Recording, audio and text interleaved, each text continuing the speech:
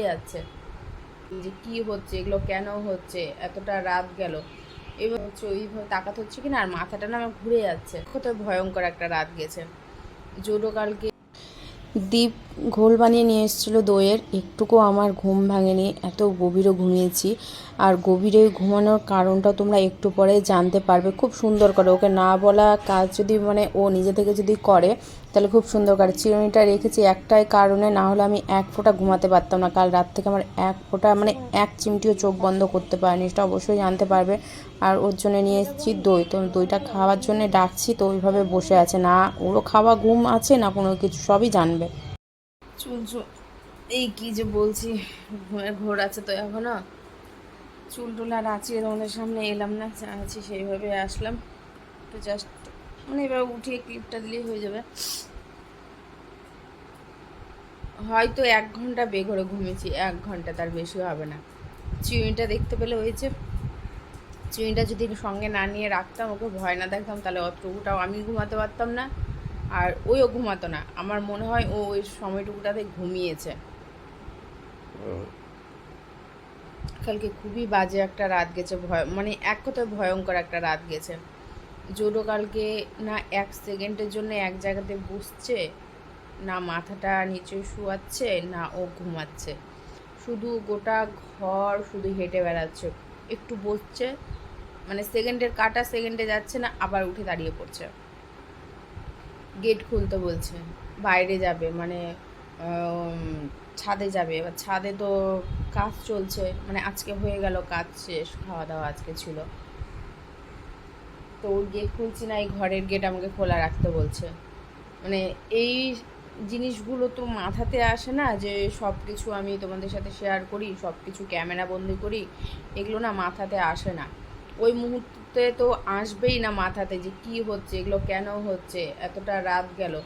এবার মানে একটা হয় না ঘুমের ঘোর, ভোর হলে তো একটা ঘুমের ঘোর আসে। এবার ওই টাইমটাতে একটু চোখটা বন্ধ করছি, ওই এসে না সঙ্গে সঙ্গে আমাকে হাত দিয়ে ডাকছে। তাড়াতাড়ি করে আবার ওই সময় না উঠে বসলাম। এবার আমি যে একটু শুয়ে থাকলে তো ঘুমিয়ে পড়ছি, ওইও হাঁটা চলা করছে। এবার ওর নখগুলো আবার বড় হয়ে এসছে, এবার নখের একটা ছনছন করে আওয়াজ হয়, ওটা তোর পায়ের তোরা, ওই তো আমার মায়ের লক্ষ্মীর ছাপ দেয়, আর ওটা তোরার আওয়াজ। ঘুম আসছে না, বিছানাতে আসছে। হুসু পটি করে আসলে, স্নান করে আসলে যেমন একটা মানে নখের আঁচড় বসায় না পায়ের, ওরকম চাদরে উঠে আঁচড় বসাচ্ছে। দ্বীপের কাছে যাচ্ছে, দ্বীপের মাথার কাছে বসে দ্বীপকে ডাকছে। তো দ্বীপ তো এমনিও ঘুমায় সেই রকমভাবেই, আর তার মধ্যে শরীরটা ওর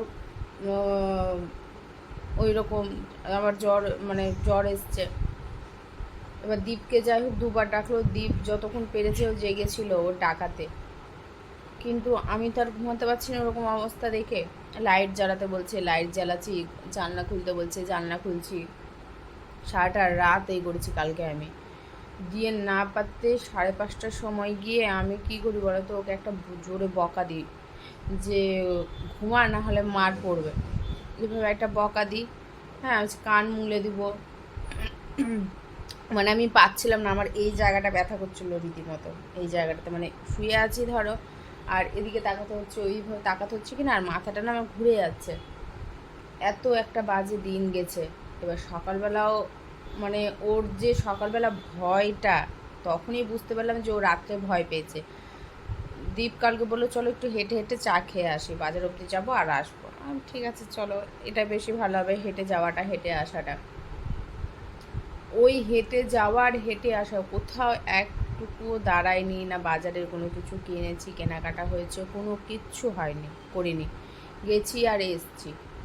তো ওইটুকু টাইমের মধ্যে হয়তো ওদের ছাদের জিনিসপত্রগুলো রাখছিল আজকের রান্না বান্নার, মানে শ্রাদ্ধের যে খাওয়া দাওয়া। হ্যাঁ, শ্রাদ্ধের খাওয়া দাওয়া বলাটাও ভুল, শ্রাদ্ধের কাজ তো কালকেই হয়ে গেছে, মানে লোক খাওয়ার একটা যে থাকে। তো সে তখনই হয়তো ভয়টা পেয়েছে, এবার ভয়টা থেকেই গেছে। আমি তো বুঝতে পারলাম যে সকালবেলা বুঝতে পারলাম যে ও ভয় পেয়েছে, এবার ভয়টা তোকে কাটাতে হবে। তো গেটটা যখন খুলেছি, ও লেজ ছাটিয়ে এত ভয় পাচ্ছে রাঁধুনিকে দেখে, যে দাদাটা রান্না করছে, আর তার মধ্যে দুয়ারে রেখে দিচ্ছে একটা বড় নীল রঙের যে ড্রামগুলো হয়, ওই ড্রাম। প্রথমত ড্রাম দেখে তো যা তা অবস্থা, ভয় মানে যা তা অবস্থা, না ভয় কাটাতে হবে না, ছেলের কিছু একটা হয়ে যাবে। আর দাদাটাকে ভয় পাচ্ছে সেটা আমি পরে বুঝতে পারলাম যখন আমি ওকে নিয়ে বাইরে বেরোলাম, যে ড্রামের একটু গন্ধটা শুনুক তাহলে কিন্তু ভয়টা ওর কেটে যাবে। কিন্তু মানে ওকে তো আমি নিয়ে যেতেই পারলাম না, বাধ্য হয়ে দীপকে বললাম ড্রাম তুমি এই সিঁড়ির ওখানটাতে রাখো, গেটের সামনে, যে এই ঘরের যে গেটের সামনে ওখানে রাখো, অনেক বড় জায়গা আছে।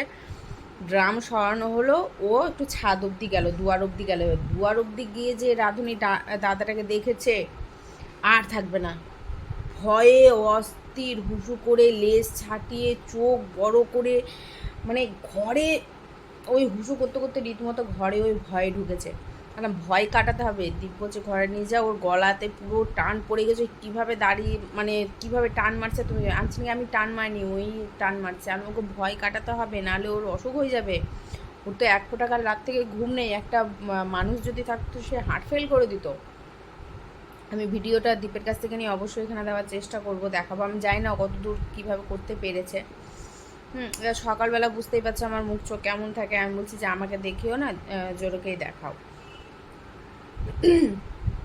সকালবেলাতে দিয়ে এদিক ওদিক করতে করতে তো আমি তো ঘুম থেকে উঠলাম মানে 9টার সময়, মানে পারছি না, শরীর চলছে না, না পাতে 9টার সময় ঘুম থেকে উঠলাম আমি।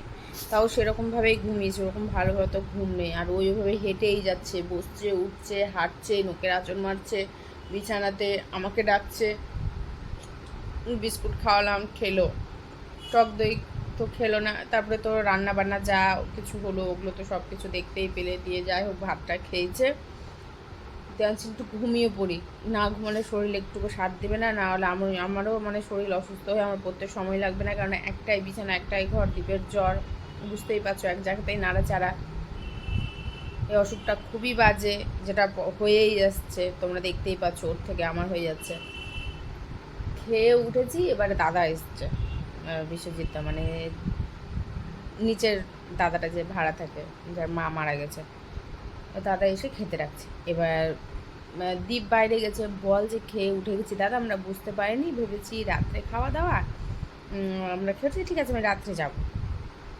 একটা কথা আছে, ও কী হচ্ছে, ঘরে ঢুকে গেট লাগিয়ে এসে বলছে যে খেতে রাখছে, বলছে খেতে রাখছে। আর আমি খেতে রাখছে, তুমি তো এইমাত্র খেয়ে উঠেছো, তো তুমি বলতে পারলে না আমরা জানি দুপুরে নয় রাত্রে খাওয়া দাওয়া, তো খেয়ে উঠে গেছি, রাত্রে গিয়ে দই মিষ্টি কিছু একটা খেয়ে নেবো, বললেই তো হয়ে যায়। তো যাই হোক, ও বাইরে বেরিয়েছিল, বললো যে ব্যস্ত আছে, আর কিছু বলতে পারলো না। যে এই মাত্র দীপ বেরোলো, যে দই খাওয়ালাম, জুতো পরবে বলে গেটের কাছে দাঁড়িয়েছি। এবার বৈশাখীটিকে ডাকলাম, বইয়ের নাম বৈশাখী, দাদার নাম বিশ্বজিৎ, আর বৌদির নাম বৈশাখী।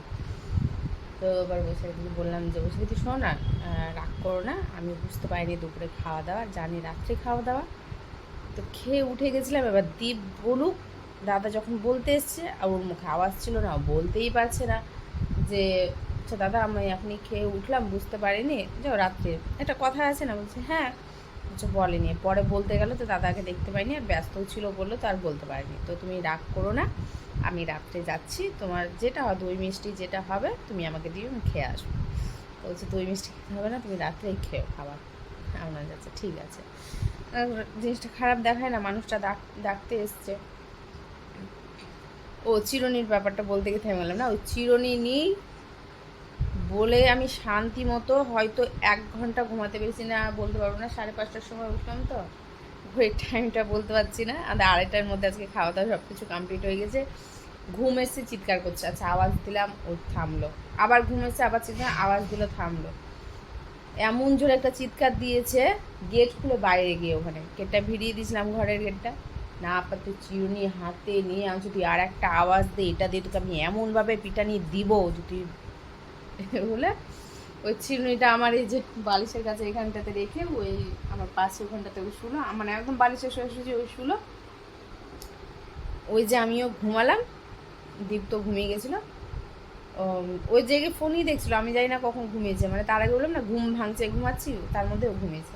দিয়ে ওর কোনো আওয়াজ পায়নি, হয়তো অতটুকু টাইম ও ঘুমিয়েছে। দিয়ে এখন চিৎকার করলো আবার বলে আমি আমার ঘুমটা ভাঙলো। দেখছি যে দীপ দইয়ের ঘোল নিয়ে আসছে, ওই দুপুরবেলা করতে বলেছিলাম দইটা, আমাকে বললো নিমকা খাবার দিব, ওই মিলিন এই কি ফানটা খেলো, বললাম যে না আমি খাবো না, আমি খেলাম, কুল খেয়েছি, আমি আর খাবো না এখন। দিয়ে তখন যে হাতে করে নিয়ে আসে, তো চোখ খুলতে পারছি না, এমন একটা অবস্থা। দিয়ে বলছে উঠো, সুন্দর করছিল, খুব সুন্দর করছিল ঘোলটা, ঘোল খুব সুন্দর করে। দিয়ে ওই তো তোমাদের সামনে এই আসা, মানে সত্যি একটা ভয়ঙ্কর একটা রাত গেছে। নানান রকমের চিন্তা আসছিলো মনের মধ্যে, নানান রকমের, কেন এরা তো আগে থেকে সব কিছু বুঝতে পারে কোথায় কি হচ্ছে না হচ্ছে। বাড়ির কথা মাথায় চিন্তা হয়ে যাচ্ছে, এই ঠিক আছে তো, ওই ভালো আছে তো, একটু মেসেজ করবো, একটু ফোন করবো, রাত 3টা বাজে, এই 3টা বাজে, আমার ছোটো ভাই জেগেই থাকে। আচ্ছা না, না হলেও ওরও একটা ফালতু টেনশন হয়ে যাবে, দিদি তো ফোন করে না, মেসেজ করে না, এত রাতে কী হয়েছে না হয়েছে। দ্বীপের মাথার কাছে গিয়ে এক ঠায় বসে থাকছে, দ্বীপের দিকে তাকিয়ে থাকছে, এখানে এসে দ্বীপকে ডাকছে, এখানে এসে বসে দ্বীপের দিকে দেখছে। মানে সত্যি একটা বাজে ভয়ঙ্কর এত রাত গেছে। এবার এদিকে আমার বাড়ির টেনশন গেল গেল, আরও অনেক কিছু থাকে না ভাবনা চিন্তা। আর এর ওর বাড়ির ওদিকে আমারও চলে যাচ্ছে, কিছু হচ্ছে না তো, ওরাও তো বাইরে যাচ্ছে, কী হচ্ছে, মানে বাজে একটা, অনেক বড় বাজে একটা কালকে দুঃস্বপ্নের মধ্যে দিয়ে পুরো রাতটা পার করেছি, সত্যি বলছি। মানে যারা আছে এরা তো কিছু বলতে পারছে না। প্রথমে আমি ভেবেছি পেট ব্যথা করছে, ধরে বেঁধে পটি করতে নিয়ে গেলাম, ওকে তো ধরে বেঁধে নিয়ে যেতে হয়, তোমরা জানো। ও গেল পটি করতে।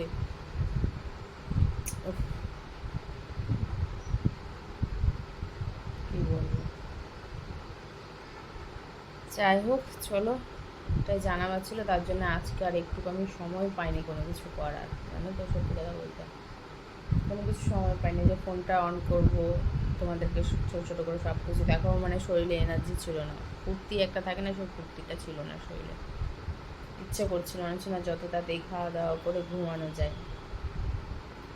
চলো ঠিক আছে, হ্যাঁ, মনে হচ্ছে ঘুমিয়ে পড়লে এখনও ঘুমিয়ে যাবো, চোখে আমার পুরো ঘুম লেগে আছে।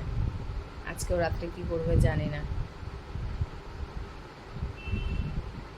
শরীরে হাত বুলাচ্ছিলাম, শরীরে হাতও বুলাতে দিচ্ছিল না।